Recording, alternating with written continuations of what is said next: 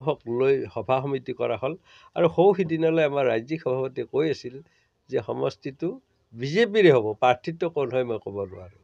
ঠিক তেনেকুৱা ক্ষেত্ৰত বিজেপিৰ ৰাজ্যিক সভাপতিৰ যদি কথা নৰজে, মোক টিকেট দিব লাগে বুলি ভাবিয়ে চিটটো অগপক দিয়ে, এইটো এটা বেয়া কথা সকলোৱে জানে। কিন্তু মই কৈছিলোঁ যে অগপক যদি দিবই লাগে দিয়ক, কাজিৰঙা দিয়ক, দুগৰাকীকৈ মন্ত্ৰী তেখেতসকলৰ আছে, তাত দিয়ক, তেতিয়া তেওঁলোকৰো কৰ্মীখিনি সন্তুষ্ট হ'ব। কিন্তু আমাৰ তিনিগৰাকী মন্ত্ৰী এই সমষ্টিটোত বিজেপিৰ আছে, আমাৰ এই সমষ্টিটোত ভাৰতীয় জনতা পাৰ্টীৰ কৰ্মী আজিলৈ MP পোৱা নাই।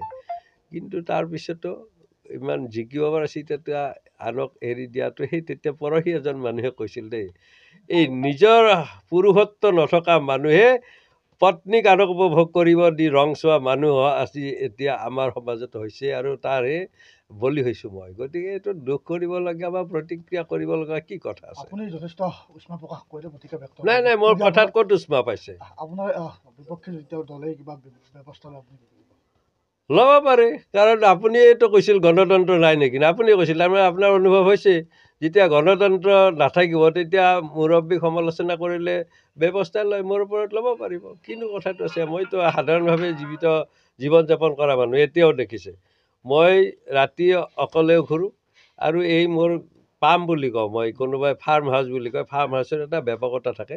মোৰ ইয়াত পাম, ৰাতিপুৱা আহোঁ, খেতি খেলাত লাগোঁ আৰু ইয়াৰ পৰা গুচি যাওঁ। কেতিয়াবা ঘৰৰ পৰা যেনেদৰে আগত আপোনালোকৰ যদি খেতি আছে যেনে জলপান দিয়াৰ ব্যৱস্থা, মোৰ সেই ঘৰৰ পৰা দি পঠাই ইয়াত মই খাওঁ আৰু সময় হ'লে ঘূৰি যাওঁ, তেনেকুৱা ব্যৱস্থাৰে চলিছোঁ। ফাৰ্ম হাউচ নহয়, মোৰ এখন পাম।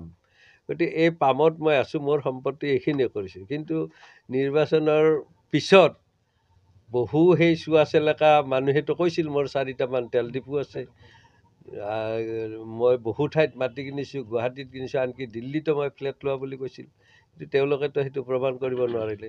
মোৰ দৰে যদি সাহস আছে তেওঁলোকে নিজৰ নামত মাটি বাৰী ল'ব পাৰিলেহেঁতেন। হয়, মই এতিয়া মাটি লৈছোঁ, এই মাটি লৈছোঁ মোৰ নামত লৈছোঁ, কেইজনৰ সাহস আছে নিজৰ নামত মাটি লোৱা? এতিয়াতো চৰকাৰৰ ব্যৱস্থা, যদি মহিলাৰ নামত লয় চৰকাৰক 2% দিব লাগে, 1% দিলে হয়। মইতো সেইটো কৰা নাই। পইচাৰ মোৰ যথেষ্ট আছে, বাহাদুৰি দেখুওৱা নাই। মই মোৰ সততাৰ এইটো এটা উদাহৰণ দাঙি ধৰিছোঁ। মই 1% কমোৱাৰ কাৰণে চৰকাৰক ৰাজহৰ পৰা বঞ্চিত কৰা নাই। গতিকে ইমানটো আমি প্ৰক্ৰিয়াৰে চলা মানুহ, গতিকে টিকেট দিয়া নাই, সেইটো লৈ মই ভ্ৰক্ষেপ এইকাৰণে কৰা নাই। 96 চনত মহাশক্তিধৰ আলফাই আমাৰ বিৰোধিতা কৰিছিল, আজি তেওঁলোক নিশেষ হৈ গ'ল। 2000 চনত যেতিয়া সহস্ৰাব্দক আমি স্বাগতম জনোৱাৰ কাৰণে অনুষ্ঠান পাতি লৈছিলোঁ, চালফাক মঞ্চত ভাষণ দিব নিদিয়াৰ কাৰণে আমাৰ মাজত গুলিয়াগুলি হৈছিল, তেওঁলোক আজি নিশ্চিহ্ন হৈ গ'ল। কিন্তু মইতো আছোঁ, মোক বিচাৰিতো আপোনালোক আহিছে। গতিকে আজি যিবিলাকে মোৰ ওপৰত অত্যাচাৰ লৈছে এওঁলোক নিশ্চিতভাৱে আৰু কিছু বছৰ পিছত নিশেষ হ'ব। তেতিয়া আমি এই দলটোকে চাব লাগিব, আৰু সেইকাৰণেহে মই দলৰ প্ৰতি সেৱা আগবঢ়াই যাম।